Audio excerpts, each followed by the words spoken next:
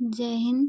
तो आज हम क्लास 7 का जो चैप्टर 4 है mister garbage and Mrs polythene पढ़ेंगे। इस कहानी में क्या है कि एक छोटी सी बच्ची है, कूड़े से बातें करती है और इसमें बताया जाता है कि कूड़े को हम कैसे उपयोगी बना सकते हैं, कैसे इसको हम खाद के रूप में प्रयोग कर सकते हैं। और पॉलीथीन यानी पन्नी कितना हमारे लिए खतरनाक है, ठीक है, क्योंकि ये ज़मीन में रहकर ये जो है गलती नहीं है, मिट्टी में मिलती नहीं है, इसीलिए बहुत खतरनाक है। तो आइए चलिए पढ़ते हैं। A girl was talking to a heap of garbage. Heap of garbage यानी कूड़े का ढेर। एक गर्ल, लड़की, टॉकिंग मतलब बात करना। एक लड़की जो है कूड़े के ढेर से बातें कर रही है। Girl, who are you?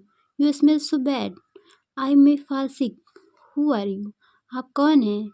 You smell so bad, आपकी जो स्मेल है, महक है, बहुत बुरी है, बहुत गंदी है। स्मेल मतलब महक, खुशबू।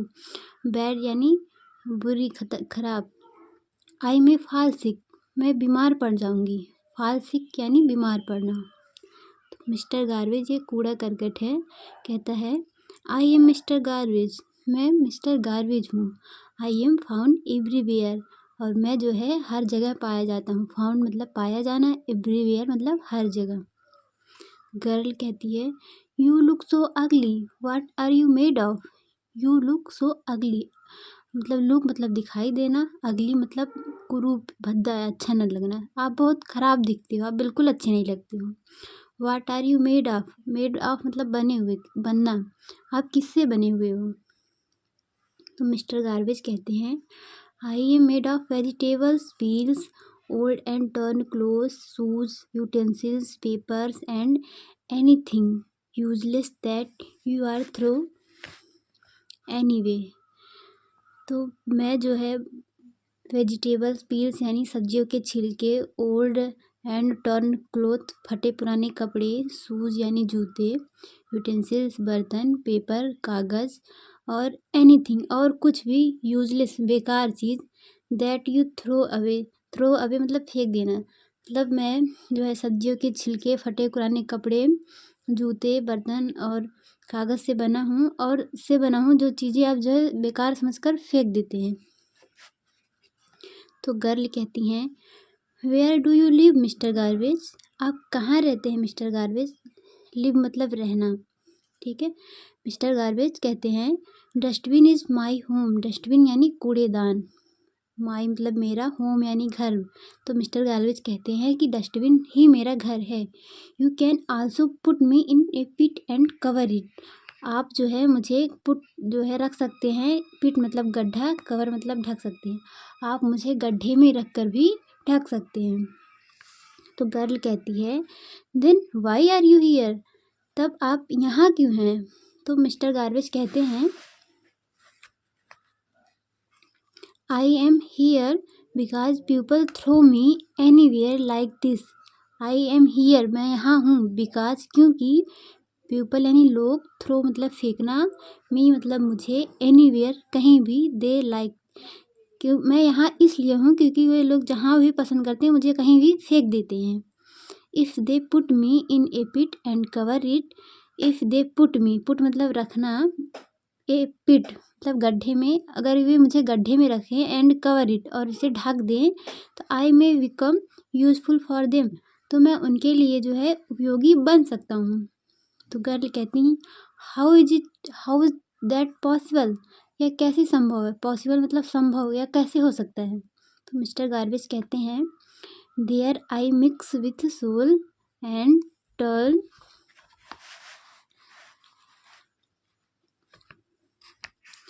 मिस्टर गार्बेज कहते हैं there I mix with soil, वहाँ मिक्स मतलब मिलना, विथ मतलब साथ में, मिट्टी के, सोल मतलब मिट्टी।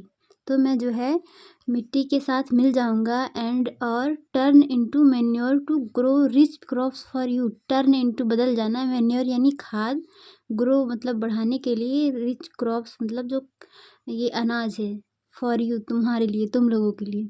तब मैं मिट्टी में मिल जाऊंगा और एक खाद के रूप में परिवर्तित हो जाऊंगा, जो तुम्हारे अनाज के लिए बहुत फायदेमंद होगा, उनको बढ़ाने में बहुत मदद करेगा।